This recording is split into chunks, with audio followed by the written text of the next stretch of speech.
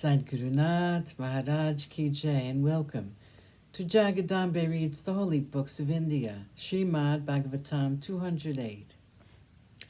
As you may remember, Sharmishta was trying to convince the king that she wanted to be his wife. And again, my lord, I am the slave of your wife. What is hers is yours too.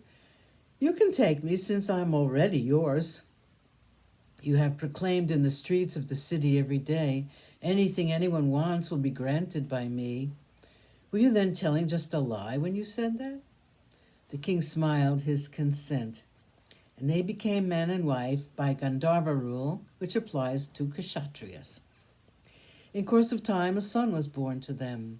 The king was very happy with Sharmista.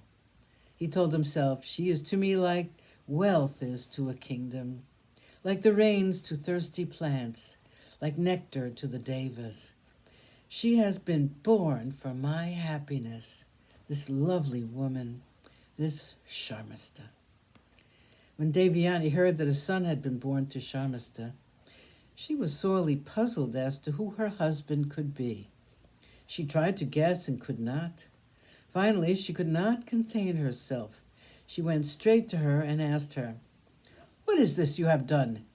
Have you become such a slave to lust that you have forgotten the rules of decorum? Who has taken you and made a mother of you? How could you let this shameful thing happen to you?" The princess said, "A rishi came here by chance. I was, as you know, an unmarried maid, and that is a sin.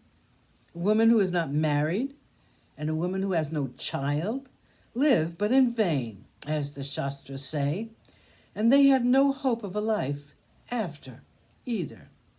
I therefore asked him to rid me of this sin, and that is the truth.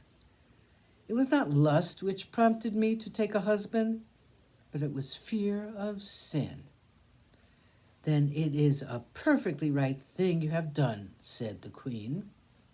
"I see nothing wrong in that. Tell me who this rishi is. What is his name, and to what gotra does he belong?" "He was glorious like the sun," said the princess. "He was so full of power and virtue. I was overcome with wonder. I was not able to ask him these things." Devyani was not quite satisfied with her reply, but she did not think much of it. She went back to her chambers, and Sharmishta breathed a sigh of relief. 2 sons were born to Devyani, and they were named Yadu and Turvasu.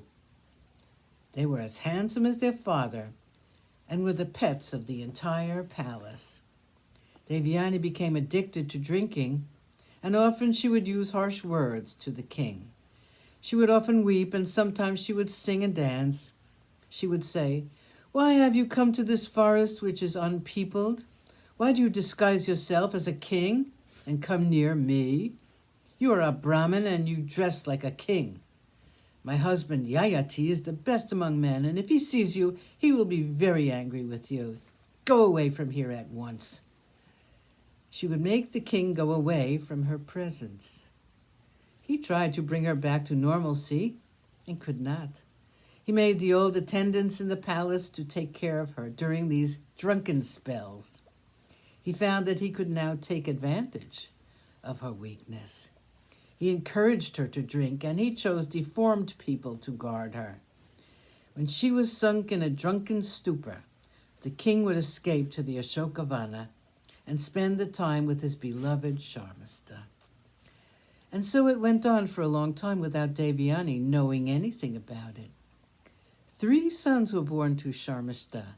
They were Dhruyu, Anu, and Puru. One day, Devyani, accompanied by the king, went to the Ashokavana. While they were there, she saw 3 handsome young boys playing. Devyani was amazed at their looks, and showing them to the king, she said, "My lord, look how handsome they are. Who can they be? They look as though they are celestial beings. Their beauty is unearthly. On looking closer, they resemble you, my lord." Sadhgurunath Maharaj Ki Jai. Thank you for coming. I hope you come again.